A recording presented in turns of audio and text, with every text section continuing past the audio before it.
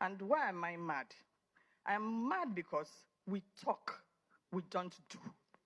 I am mad because nobody listens. Our legislators are not here. We are talking to ourselves. Now we don't have the power to do nothing of all the things we talk about.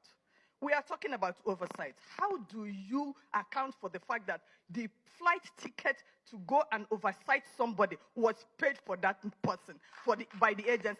What are you coming to write?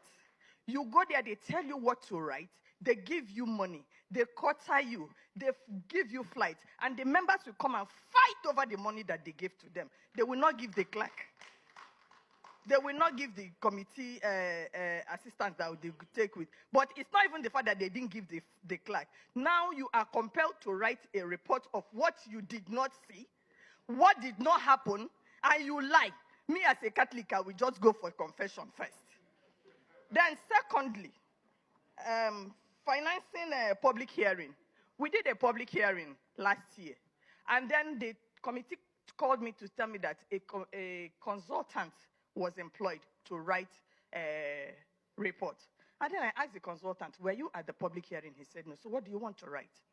I, Ifoma, we give you material to write the report. I said, no, it's not going to happen. I will not work with you. I put my feet down and I told him I'm not going to work with you. And I sat down because they are looking at us as if we do not have capacity. Me, I'm just 2 steps out of National Assembly for retirement. So right now, my mother says she's not dancing so that people will give her money. It's so that they will see me. So I will say what I want to say. I sat down and I did a proper report of that public hearing. And I took it to the chairman. I said, this is the report. And they were looking at me like, you mean it? I said, yes. Oh, no, you have to change. I said, no, this is what happened. If you want to change it, you now go ahead and change it. But the original report is in my system. I don't use secretaries. I type my report myself. So if they want to change it, they should go ahead and change it. I am waiting. Then we are talking about punishing MDAs. They will come on TV and they will say, this erring MDA did this. All the atrocities that have been committed in the National Assembly, who punished them? We don't follow the budget process the way it is.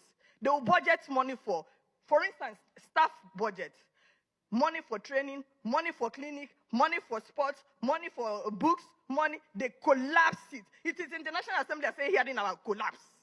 What is collapse? Sir, both of you know what collapse is. Collapse. The money, now, allowances that are budgeted for National Assembly staff is collapsed.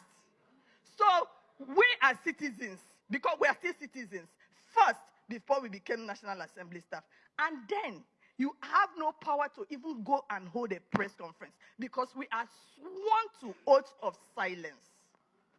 So I can't even tell the world how I feel.